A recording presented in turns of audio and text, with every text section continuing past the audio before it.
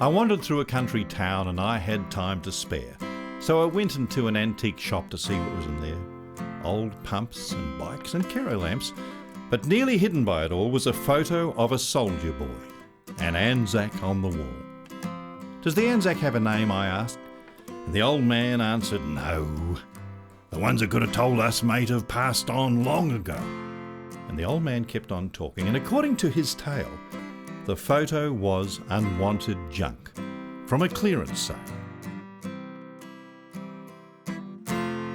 "I've asked around," the old man said, "but no one knows his face. He's been on that wall for years. He deserves a better place, 'cause someone must have loved him.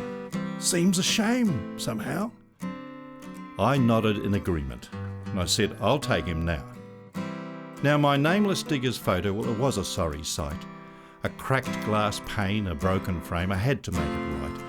And to prize the photo free, I took great care just in case, because only sticky paper held the cardboard back in place.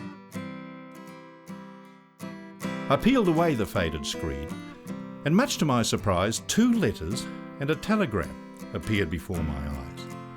And the first revealed my digger's name, and regiment, of course, Daniel Francis Clancy, of Australia's own light horse.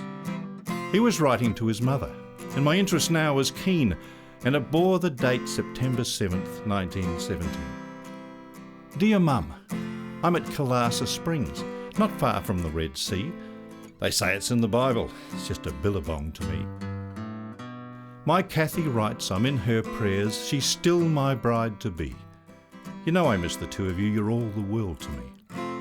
Now Mum, you'll soon meet Bluey, because last month they shipped him out and I asked him to call on you when he's up and about. That Bluey is a larrikin. We all thought it funny when he lobbed a Turkish hand grenade into the CO's dunny. I told you how he dragged me wounded in from no man's land, and to stop the bleeding closed my wound with only his bare hand. Then he copped it at the front from some stray shrapnel blast. It was my turn to drag him in. I thought he wouldn't last. He woke up in hospital and nearly lost his mind, because out there on the battlefield he left one leg behind. Oh, he's in a bad way. He knows he'll ride no more. Like me, he loves a horse's back. He was a champ before. So please, Mum, can you take him in?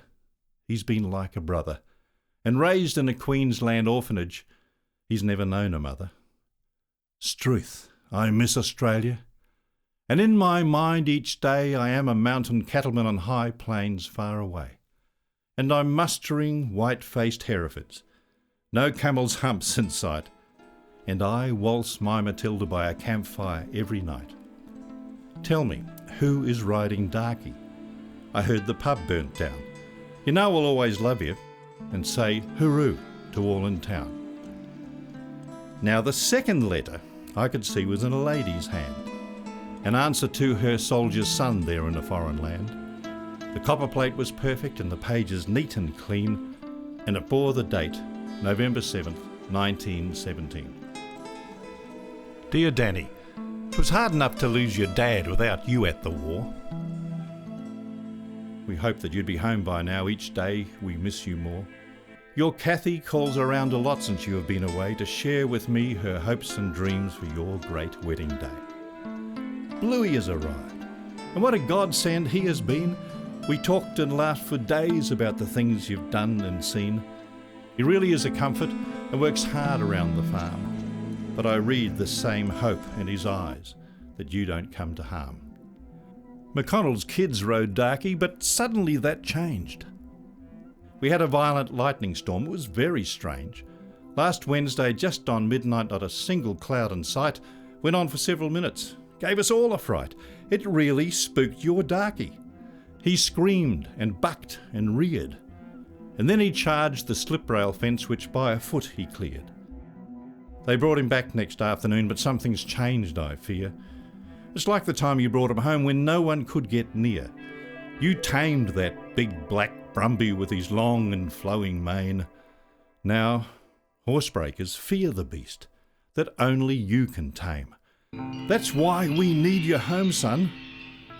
and the flow of ink went dry.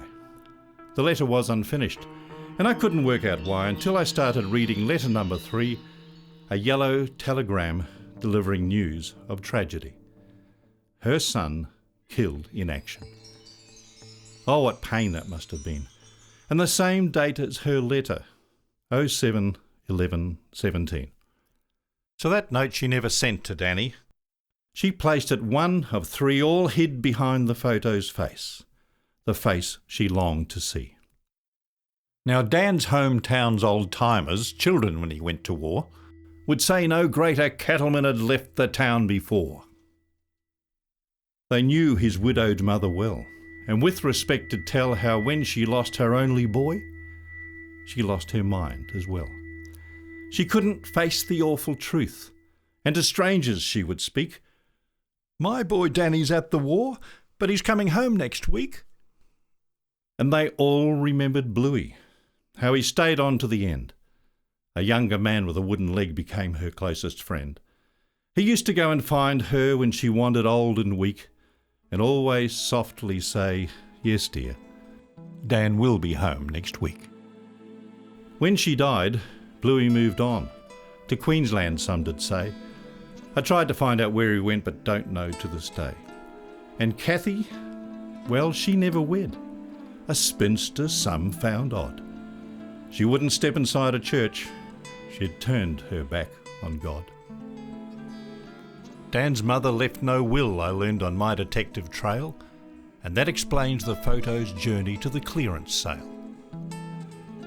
Well, I continued digging because I wanted to know more, and I found Dan's name with thousands in the records of the war, and his sacrifice, a last ride that you will all acclaim, the light horse charge at Beersheba, of everlasting fame. That last day in October back in 1917 at 4 p.m, this brave boy fell. That sad fact I did glean. That's when Dan's life was snuffed out. The record's crystal clear. But 4 p.m. in Beersheba is midnight over here. So as Dan's gallant spirit rose to cross the Great Divide, were those lightning bolts back home a signal from the other side? That's why Darky bolted, screaming as in pain. He knew he'll never feel his master on his back again. Was it just coincidence? Same time, same day, same date? Proof of numerology, or just a quirk of fate? Somehow I think it's more than that, because I've heard wiser men acknowledge there are many things that go beyond our ken, where craggy peaks guard secrets neath a dark sky torn asunder, where hoofbeats are companions to the rolling waves of thunder, where lightning cracks like 303s and ricochets again, where howling, moaning gusts of wind sound just like dying men. Some cattlemen have sworn on lonely alpine track they've glimpsed a huge black stallion, a light horseman on his back. Sure, skeptics say a swirling cloud could form that apparition. I know, my friends, you can't dismiss all this as superstition. The deserts of Beersheba, wind-swept Aussie mountain range, Dan Clancy rides forever. Now, I don't find that strange. When people see this photo, they'll often question me, and I'll tell them a white lie and say, he's family. You must be proud of him, they say. I tell them one and all. That's why he takes pride of place. My Anzac on the wall.